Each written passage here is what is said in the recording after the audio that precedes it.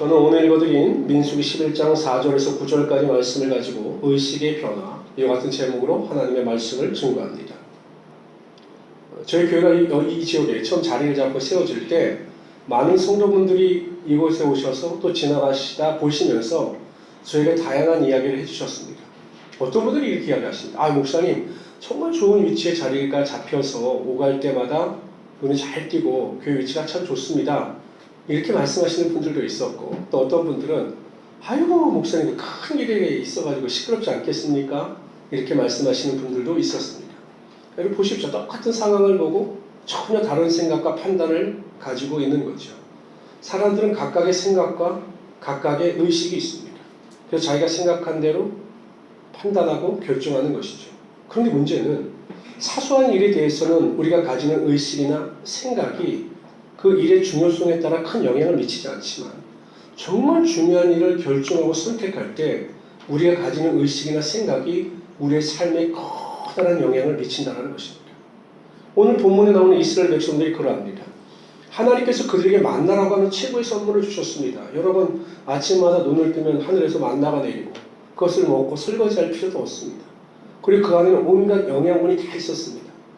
우리도 요즘 영양분이 부족해서 비타민도 사서 먹고 다양한 음식을 섭취하는데, 이스라엘 백성들이 그 험한 광야길을 걸어가는 데 있어 이 만나만 먹으면 모든 영양소도 충분할 만큼 완벽한 음식이었습니다. 근데 어느 순간 이스라엘 백성들이 이 만나 가운데 원망하고 불평합니다. 오늘 본문에 보면 이스라엘 민족이 애굽에서 나올 때 이스라엘 백성들만 나온 것이 아니라 다른 민족도 섞여 나갔습니다. 그들이 원망하고 불평하는 겁니다. 탐욕을 가지고. 그래서 그것을 금세 이스라엘 백성들이 전염이 되어서 하나님 앞에 원망하고 불평합니다. 근데 여러분, 원망하고 불평의 요약하면 이런 것입니다. 애굽에서 먹던 음식들이 그립다. 그 음식을 먹던 때가 지금보다 나았다. 이렇게 원망하고 탄식하는 겁니다. 여러분, 지금 이스라엘 백성들은 애굽의 종이 아닙니다. 그들은 하나님의 놀라운 은혜와 능력 가운데 애굽의 종으로부터 자유함을 얻은 자유인입니다. 신분은 변화되었습니다. 종에서 자유인으로. 그런데 그들의 의식은 여전히 애굽의 종에 머물러 있었기 때문에, 종 의식에 사로잡혀 있었기 때문에 그들은 고난을 만나고 환난을 만날 때마다 그때가 좋았다, 애굽으로 돌아가자라고 하나님께 원망하고 불평하다가 광야에서 전부 멸망당하고 만 것입니다. 아무리 신분이 변화가 되고 삶이 변화가 돼도 그 의식이 변하지 않으니까 여전히 그 애굽의 종의식에 사로잡혀 있다 보니 원망하고 불평하다가 그들 인생이 비참하게 끝나고 마는 것입니다. 여러분, 성경은 우리에게 분명히 말씀하십니다. 뭐라고 말씀하시냐면, 다 같이 한번 읽어봅시다. 시작. 새 사람을 입었으니 이는 자기를 창조하신 자의 형상을 쫓아 지식에까지 새롭게 하심을 받은 자니라. 우리가 어떤 사람입니까? 하나님의 백성, 하나님의 자녀, 천국 백성, 왕 같은 제사장, 택하신 족속, 이렇게 신분의 변화뿐만 아니라 진정 구원받은 성도들은 이 지식에까지 새로움을 입은 자들이다. 이렇게 말씀하고 있는 것이죠. 단지 신분의 변화를 통해서 우리가 온전히 하나님의 자녀로 탈바꿈된 것이 아니라 새로운 피조물이 될 뿐만 아니라 전인격적인 변화, 우리의 지식에까지 새로운 변화를 받은 자들이라는 것입니다. 그러면 우리 성도들은 성도라고 하는 신분에 걸맞는 새로운 의식을 가지고 있어야 합니다. 이 새로운 의식의 변화가 없으면 믿어도 전혀 변화가 없는 거죠. 여러분 생각해 보십시오. 아무리 맛있는 음식이라 할지라도요, 더러운 음식에, 더러운 그릇에, 더러운 음식이 담겨져 있는 그릇에 맛있는 음식을 넣는 순간 그 음식은 또 쓰레기가 되는 거죠. 맛있는 음식을 맛있게 먹기 위해서는 깨끗한 그릇에 그 음식을 덜어야 합니다. 우리 신앙도 마찬가지죠. 구원을 받아 의식이 변화되지 아니하면, 생각이 변화되지 아니하면 아무리 놀라운 하나님의 은혜와 능력이 우리의 심령과 생각 속에 임한다 할지라도 그 은혜와 능력이 온전히 변화될 수가 없는 것입니다. 그래서 우리는 우리의 신분에 걸맞는 새로운 의식을 소유해야 하는 것입니다. 그래서 저는 오늘 시간 우리 성도들이 소유하는 의식의 변화에 대해서 살펴라 함께 은혜를 나누고자 합니다. 첫 번째로요, 성도들은 병약의식을 버리고 강건의식, 건강의식을 소유해야 합니다. 우리가 구원을 받아 하나님의 자녀가 되었다고 해서 여러분 병으로부터 자유로운 것은 아니에요. 그렇잖아요. 우리가 하나님을 믿고 구원을 받았다고 해서 감기에도 안 걸리고 암에도 안 걸리고 뭐 이런 건 아닙니다. 예수 믿는 사람들도 병에 걸릴 수가 있습니다. 뭐 암에도 걸려서 일찍 하나님 나라로 가시는 분들도 있습니다. 우리 이 병 자체를 부인하자는 것이 아닙니다. 예수 믿는 사람들도 육신을 입고 있기 때문에 병에 걸릴 수 있습니다. 그 예수 믿는 사람들에게 있어 정말 중요한 것은 이 병 자체가 아니라 이 병에 대한 인식과 태도입니다. 저는 가끔 예수를 믿는다고 하면서도 이 병역의식에 사로잡혀 있는 분들을 보게 됩니다. 조금만 아프면 아픈 것 이상으로 확대해서 우울해하거나 낙심하거나 그 병 때문에 절망하는 분들을 또 봅니다. 또 어떤 분들은 좀 몸이 아프니까요. 자꾸 몸이 아프니까 이 병에 사로잡혀서 탄식하고 절망하면서 원망하고 불평하는 분들도 봅니다. 이게 병역의식입니다. 병역의식.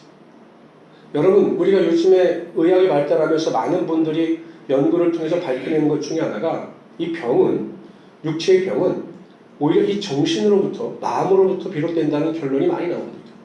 암의 원인을 추적해보니까 이 암의 원인이 물론 유전적인 요인도 있지만 요 근래에 와서 이 스트레스로 인한 암 발병률이 높아진다고 합니다. 그래서 우리가 생각만 바꿔도 병의 절반을 고침받을 수 있게 된다고 이야기합니다. 육체 질병뿐만 아니라 불면증, 노이로제, 불안, 두려움, 공포, 낙심, 절망 모든 그 마음의 병도 치유받을 수 있게 되는 것이죠. 우리가 잘 알고 있는 이야기 중에 그 갈렙에 대한 이야기가 나옵니다. 여러분, 이스라엘 백성들이 가나안 땅을 정복하고 이 땅을 분배하는데 이 헤브론이라고 하는 산지, 헤브론 성이 있었습니다. 거기는 아낙 자손이 있고 성이 견고해서 내신 사람들은 그 땅을 분배받기를 싫어했어요. 야, 저 헤브론 땅이 우리에게 오면 어떻게 하나 불안해하고 있는데 갑자기 그때 갈렙이 나서더니 그 헤브론 땅을 달라는 겁니다. 내가 45년 전에 모세의 명을 쫓아 다른 11명의 정탐꾼과 가나안 땅을 정탐할 때 하나님께서 그 헤브론 땅을 나에게 주셨으니 이제 그 땅을 나에게 달라 이야기를 합니다.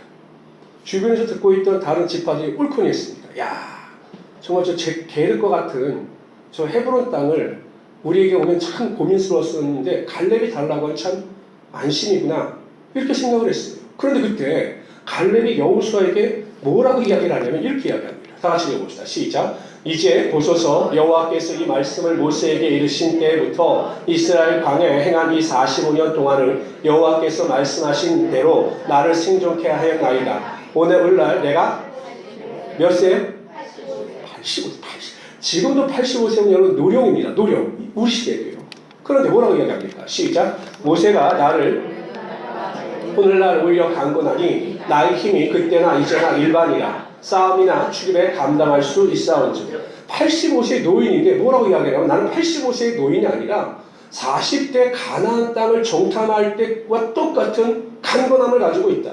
그러므로 나에게 헤브론 산지를 주기만 하면 내가 그 땅을 정복하고 전쟁에서 승리할 수 있다. 이렇게 선포합니다. 이게 강건의식입니다.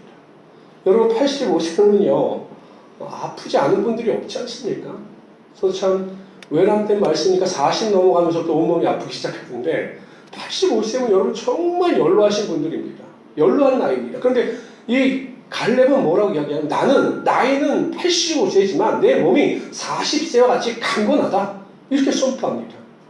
근데 그렇게 선포한 대로 헤브론 땅을 그에게 주니 갈렙이 그 땅을 정복합니다. 여러분 옛날에 한창 유행하던 그 광고가 이런 게 있었죠. 나이는 숫자에 불과할 따름입니다.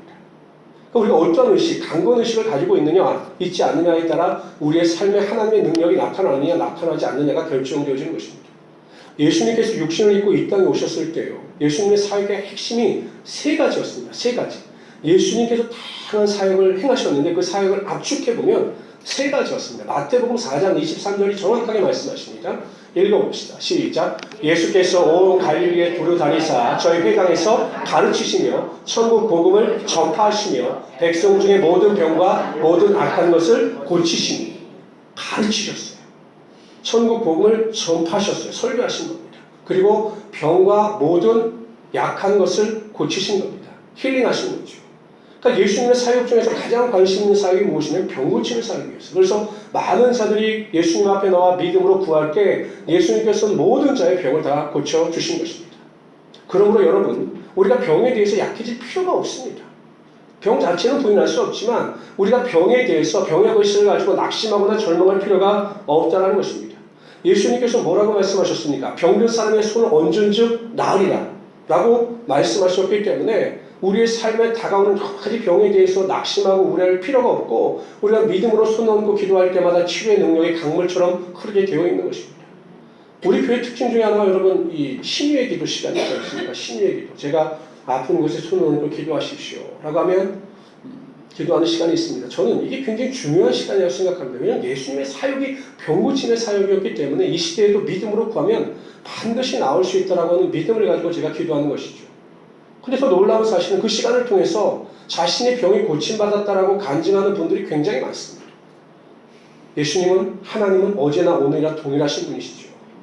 그 시대에 역사하셨던 예수 올 때 치유의 능력이 이 시대를 살아가는 우리에게도 분명히 나타나게 되어 있습니다. 이 시대는 육체의 병이 문제가 아니라 마음의 병, 생각의 병이 문제입니다. 그래서 여러분 병의 의식을 다 내어버리시고 믿는 자에게 손을 얹은 중 나을 것이다. 예수님께서 내 병을 고치실 것이다. 나는 강건케 될 것이다. 라고 하는 이 강건의식, 건강의식을 가지고 이 세상을 정말 행복하고 복되게 살아가시는 하나님의 귀한 성도들이 되시기를 주님으로 축원합니다. 두 번째로요. 성도들은 빈곤의식을 버리고 부요의식을 소유해야 합니다. 많은 재산을 소유한 부자라고 해서 부요의식을 가지고 살아가는 것도 아니고요. 궁핍하게 살아간다고 해서 빈곤의식을 가지고 살아가는 것도 아닙니다. 이 재물의 많고 적음에 의하여 그 사람의 생각이 결정되는 게 결코 아닙니다. 저는 가끔 부자들을 봅니다.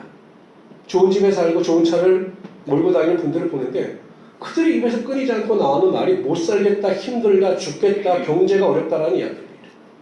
그렇게 돈이 많으면서도요, 행복하다, 돈이 많아 좋다 이런 말보다는 죽겠다, 힘들다, 경제가 어렵다, 매일 죽겠다는 소리입니다. 많은 재물을 수고했지만 빈곤의식을 가지고 살아가는 자들입니다.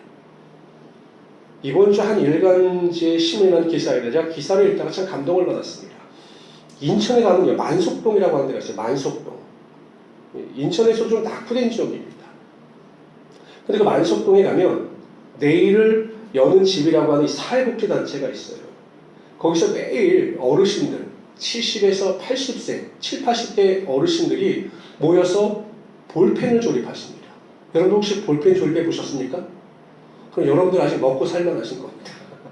이 볼펜을 하나 조립하면 12원을 받는데요. 열심히 조립하면. 그래서 이분들이 열심히 일해서 벌어들이는 한 달 수입이 25만 원입니다. 근데 이 25만 원 중에 더 놀라운 사실은요. 당신들보다 더 어려운 사람들을 돕기 위해서 그 돈을 중에 일부를 기부한다는 거예요. 기부. 10년 동안 해오고 있습니다. 그때 한 어르신이 이렇게 이야기를 했대요. 나보다 어려운 사람을 돕는 재미를 기자는 아느냐. 나도 어렵지만 나보다 더 어려운 사람을 돕는 그 기쁨과 즐거움을 아느냐. 이렇게 반문을 하더라는 거죠. 이것이 여러분 부요의식입니다. 부요의식. 내가 가진 것이 없다고 해서 빈곤의식, 낙심과 절망 가운데 살아갈 필요가 없는 겁니다.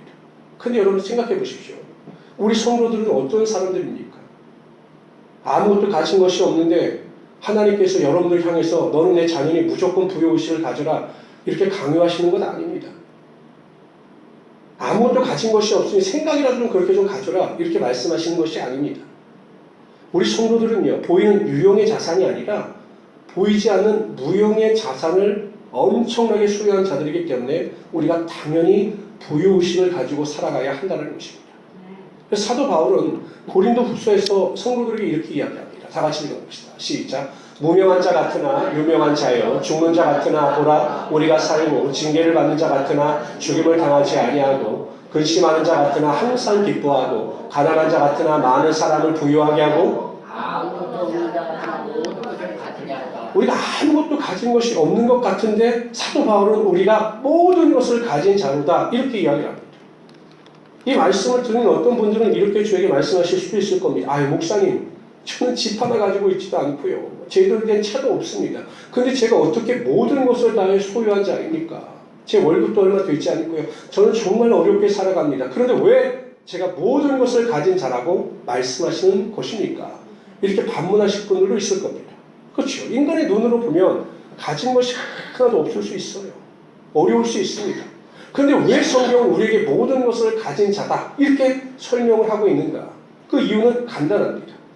제가 그 이유를 설명해 드리겠습니다. 야고보서 2장 5절에 이렇게 말씀하십니다. 있습니다. 시작. 내 사랑하는 형제들아 들을지어다. 하나님이 세상에 대하여는 감정의 자를 택하사 무효하게 하시고 또 자기를 사랑하는 자들에게 약속하신 하나님의 자녀들에게 무엇을 주셨습니까? 하나님의 나라를 유산으로 우리에게 주셨다는 것입니다. 부자들은 자녀들에게 엄청난 자산을 유산으로 물려주죠. 상속세만 해도 어마어마하더라고요. 그러면 이 자녀들은 아무것도 하지 않은 채 부자가 되는 겁니다. 이게 세상의 논리입니다. 그런데 하나님께서 우리에게 무엇을 주셨습니까? 약속대로 하나님의 나라를 우리에게 유업으로 주셨습니다. 하나님의 나라의 가치는 이 세상의 가치로 판단할 수 없습니다. 이 세상에 그 무엇을 다 준다 할지라도 하나님의 나라를 돈으로 살 수 없는 무형의 어마어마한 가치가 되는 것입니다.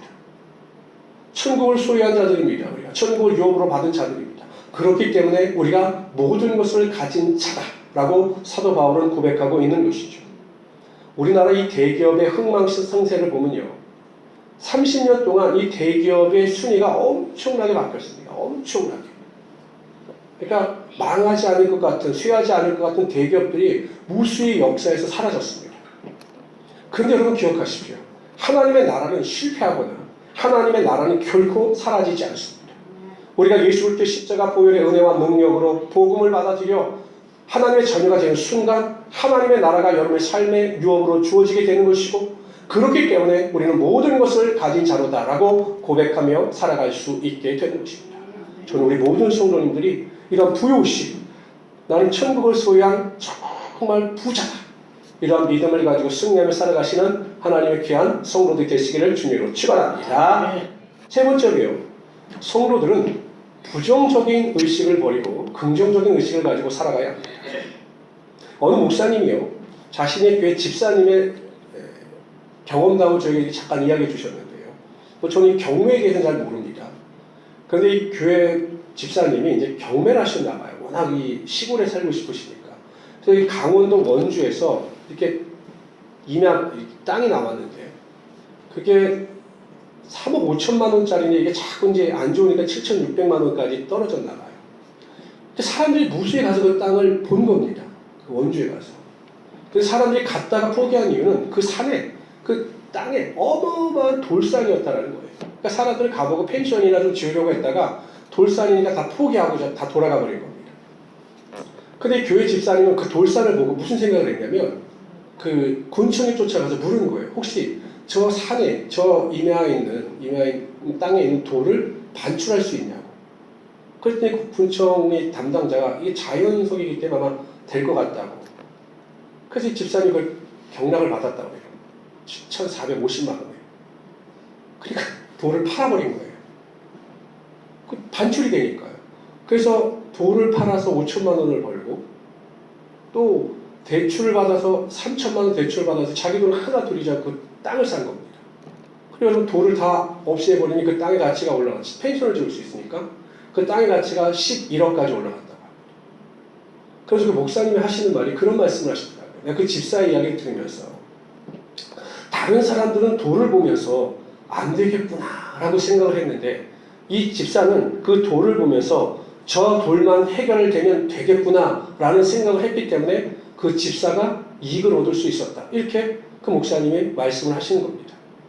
그러니까 이 세상을 살아가면서 부정적인 사람들은 항상 이래서 안 되겠구나, 저래서 안 되겠구나, 안 될 이유를 찾습니다. 근데 긍정적인 사람은 어떤 환경에 있다 할지라도 될 만한 이유를 찾아서 그 이유를 쫓아 최선을 다할 때 하나님의 놀라운 은혜와 능력이 나타나게 되는 것입니다. 여러분, 우리가 아까 잠깐 갈렙을 살펴보았지만, 그 모세가 12정탐꾼을 가나안 땅에 보냅니다. 정탐하러. 그걸 돌아와서 복을 하죠. 10정탐꾼은 부정적인 복을 합니다. 근데 이 여호수아와 갈렙은 긍정적인 복을 해요. 그런데 이 10정탐꾼은 항상 안 될 것만을 찾아서 복을 합니다. 이렇게 이야기를 하는 거죠. 안악 자손들은 장대하다. 그에 비해서 우리는 메뚜기다. 그리고 그들이 지키고 있는 성은 견고하다. 그래서 우리가 그 성을 공격해도 무너뜨릴 수가 없다. 안 될 이유만을 찾으니 결론은 뭡니까? 그 성을 정복할 수 없다. 이렇게 결론을 내리고 마는 것입니다. 이게 부정적인 결론이죠. 부정적인 생각을 가지니까 안 될 것만 찾으니까 부정적인 결론이 나고 마는 겁니다. 반대로 여호수아 갈렙은 될 수 있는 이유를 찾았습니다. 아무리 안악 자손이 견고하고 안악 자손이 강하고 성이 견고하다 할지라도 하나님이 우리와 함께 하시면 우리가 반드시 그 성을 정복할 수 있다. 될 수 있는 이유를 찾으니 하나님께서 여호수아와 갈렙의 손을 들어주셨고 오직 그 두 사람만이 가나안 땅에 들어가는 축복을 누리며 살아갈 수 있었던 것입니다. 제가 신앙에 대해서 말씀을 드릴 때 어쨌든 예배, 말씀, 기도 이 중심으로 살아가십시오라는 말씀을 드리면 어떤 분들은 이런 말씀을 합니다. 목사님 제가 너무나 바빠서 저희 교회 성도들은 아니고요. 다른 교회 분들 보면 제가 너무 바빠서 너무 힘들어서 예배를 드릴 시간이 없습니다. 이렇게 이야기합니다. 안 될 이유를 찾는 거죠. 근데 어떤 분들은 이렇게 이야기합니다. 목사님 제가 해야 할 일이 너무 많기 때문에 너무 바쁘기 때문에 그 일이 잘 되기 위해서는 제가 더 열심히 기도하겠습니다. 될 수 있는 이유를 찾는 거죠. 어떤 사람이 여러분 신앙적으로 성장하고 성숙하겠습니까? 항상 긍정적으로 될 수 있는 이유를 찾는 자에게 하나님의 은혜와 능력이 나타나게 되는 것입니다. 사회생활도 마찬가지인데요. 제가 대학원에서 조교할 때요. 업무량이 제가 너무 많은 겁니다. 돈은요, 일은 시켜놓고 등록금밖에 안 주는 거예요. 등록금밖에. 그래서 제가 얼마나 힘이 들겠어요. 하여튼 뭐 아침부터 밤 늦게까지. 그때 결혼했을 때라 너무 힘이 들었습니다. 그래서 제가 총무부장을 찾아갔습니다. 학교 행정을 책임지는. 제가 항의했죠. 저는 월급은 이거밖에 안 주면서 왜 이렇게 힘을 들게 일을 많이 시켰냐. 나 일이 많다. 월급을 올려주든지 내 업무를 줄여달라. 이렇게 장로님이신데 제가 그분한테 욕을 했어요. 그분이 저를 앉혀놓고 이렇게 이야기하는 겁니다. 임조교님, 왜 나에게만 이렇게 일을 많이 시키지? 정말로 화가 나네. 이렇게 생각하시지 말고요. 내가 능력이 많으니 내게 많은 일을 맡기는 거구나. 이렇게 한번 생각을 바꿔보시면 어떨까요? 이렇게 말씀을 하시는데 제가 아무 말을 못하고 나왔습니다. 나왔는데요. 오히려 화가 더 나더라고요. 사람을 부려먹는 방법도 가지가지다. 여러분 모든 게 불만스럽죠. 일을 하면서도 얼마나 짜증이 나는지 모릅니다. 일을 계속 해야 되나 말아야 되나 계속 힘이 들었습니다. 그래서 제가 한번 기도를 하는데 하나님께서 그런 마음도 주시는 거예요. 네가 유능한 일이 많은 거야. 그래서 제가 생각을 바꿨습니다. 그래, 이것은 내가 인간의 일을 하는 것이 아니라 하나님의 일을 하는 것이니 하나님께서 나에게 맡겨주신 일이다라고 최선을 다하자 라고 생각을 바꾸니 일이 즐겁더라고요. 그리고 열심히 했습니다. 놀라운 사실은 그 다음에 일 열심히 한다고 월급을 올려주더라고요. 그 월급 올려달라고 그럴 때는 안 올려주더니 즐겁게 일을 하니까 월급을 올려주더라고요. 세상 사람들도 보면 여러분 일을 하면서 항상 원망하고 불평하고 짜증내는 사람과 같이 일하는 거 원치 않습니다. 왜 나에게만 이렇게 일을 많이 주느냐 이렇게 원망하고 불평하는 사람에게 일을 맡기지 않아요. 세상 사람들도요 긍정적으로 기뻐하며 즐거워하며 주어진 일에 만족하며 신나게 일하는 사람에게 더 일을 맡기고 그 사람을 인정해 주는 것입니다. 여러분 사도 바울이 감옥에 갇혀요. 로마 감옥에 갇힙니다. 하나님의 일을 하다 로마 감옥에 갇힙니다. 근데 로마 감옥에 갇혀서 사도 바울이 원망하고 불평하고 낙심하고 소극적인 삶을 사는 것이 아닙니다. 빌립보서에서 뭐라고 이야기합니까? 내게 능력 주시는 자에서 내가 모든 것을 할 수 있다. 감옥에 있는 사람이 무슨 능력 주시는 자에서 모든 일을 할 수 있다고 어떻게 고백을 합니까? 근데 여러분 그 고백대로 되더라는 것이죠. 인생을 항상 긍정적으로 바라보고 긍정적인 생각을 가지고 살아가는 자에게 하나님께서 긍정의 능력이 반드시 나타나게 하여 주시는 것입니다. 저는 우리 모든 성도님들이요 무슨 일 하든지 간에 입술에서 원망하고 불평하는 누추한 말이 아니라 항상 될 수 있다라고 하는 긍정의 말, 소망의 말을 선포하심으로 하나님의 더 놀라운 능력을 체험하시는 하나님의 귀한 성도들이 되시기를 주님으로 축원합니다. 네 번째로요. 성도들은 소극적인 의식을 버리고 적극적인 의식을 소유합니다. 예수 그리스도 앞에 나와 예수 그리스도의 능력을 체험한 사람들은 대부분 적극적인 사람들이었어요. 적극적인 사람들. 우리가 잘 알고 있는 삭개오. 예수님을 보기 위해서 내려옵니다. 키가 너무 작았어요. 볼 수가 없었습니다. 사람들이 길을 비켜주지 않아요. 보통 사람 같았으면 포기하고 돌아갑니다. 그런데 삭개오는 적극적으로 예수님을 보기 위해서 뽕나무 위로 올라갑니다. 그때 예수님께서 그를 보시고 오늘 내가 너의 집에 유하여야겠다. 내려와라. 이렇게 말씀하심으로 예수를 영접하죠. 중풍병자와 4명의 친구들이 예수님 앞에 고침받기 위하여 나옵니다. 사람들이 많아서 들어갈 수가 없었습니다. 만약에 이들이 소극적인 사람들이었다면 그냥 돌아갔을 겁니다. 그러나 이들은 적극적인 사람들이었습니다. 그 집에 지붕 위로 올라갑니다. 지붕을 뚫고 그 병든 자를 내려놓을 때 예수님께서 그들의 믿음을 보시고 그 중풍병자의 병을 고쳐주신 것입니다. 이처럼 적극적인 자들을 예수님께서 만나주시고 그들에게 하나님의 능력이 나타나게 하여 주시는 것입니다. 저는 우리 모든 성도님들이 신앙생활이든 사회생활이든 소극적으로 하지 마시고요. 적극적으로 하시길 바랍니다.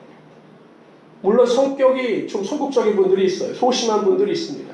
그러나 그것마저도 하나님 앞에 기도함으로 하나님 내가 적극적인 사람이 되게 하여 주시고 신앙이든 사회생활이든 가정생활이든 주도적으로 할 수 있는 은혜와 믿음을 허락하여 주십시오라고 간구하시길 바랍니다. 그래서 우리가 적극적인 믿음의 태도를 가지고 세상을 이기며 살아갈 수 있게 될 것입니다. 잠언서 8장 17절은 이렇게 말씀하십니다. 제가 이걸 안 했네요. 제가 읽어드릴게요. 잠언서 8장 17절에 보면 나를 사랑하는 자들이 나의 사랑을 입으며 나를 찾는 자가 나를 만날 것이다. 하나님을 적극적으로 찾는 자를 하나님께서 만나 주신 겁니다. 마태복음 7장 7절에 8절에 보면 구하라 그러면 얻을 것이요 찾으라 그러면 찾을 것이요 두드리라 그러면 너에게 열릴 것이니 구하는 이마다 얻을 것이요 찾는 이가 찾을 것이요 두드리는 이에게 열릴 것이니 이렇게 말씀하셨습니다. 적극적으로 구하고 찾는 이에게 문을 두드리는 이에게 하나님께서 응답하시고 황교의 문을 열어주시는 것입니다. 그래서 믿음 생활 가운데 또한 사회생활 가운데 적극적인 믿음을 가지고 승리하시는 하나님의 귀한 성도들이 되시기를 주님으로 축원합니다. 생각이 바뀌면 태도가 바뀝니다. 그러니까 우리 생각이 바뀌면 삶의 태도가 바뀌어요. 삶의 태도가 바뀌면 삶의 습관이 바뀝니다. 그리고 습관이 바뀌면 삶의 운명이 바뀝니다. 그러니까 삶이 바뀌기를 원하는 사람은 생각부터 바뀌어야 합니다. 여러분 2018년도 우리의 생각을 좀 바꾸시길 바랍니다. 병약의식을 강건의식, 건강의식으로 바꾸셔서 병에게 지는 자가 아니라 병을 다스리는 자들이 되시길 바랍니다. 두 번째로 빈곤의식이 아니라 부요의식을 가지십시오. 여러분들은 하나님의 나라를 유업으로 받은 자들입니다. 믿으십니까? 네. 어디 여러분 땅 2,000평, 3,000평하고 비교하겠습니까? 하나님의 나라를 유업으로 받은 백성입니다. 그렇기 때문에 우리가 부요의식을 가지고 살아갈 수 있게 되는 거죠. 세 번째, 부정적인 의식이 아니라 긍정적인 의식을 가지고 살아가시길 바랍니다. 사람을 보든 환경을 보든 항상 긍정적으로 말하고 긍정적으로 생각하십시오. 네 번째, 소극적인 의식이 아니라 적극적인 의식을 가지고 살아가시길 바랍니다. 그래서 2018년도를 가장 하나님의 은혜와 능력을 맛보는 해로 만드시는 하나님의 귀한 성도들이 되시기를 주님으로 축원합니다. 다 같이 기도하겠습니다.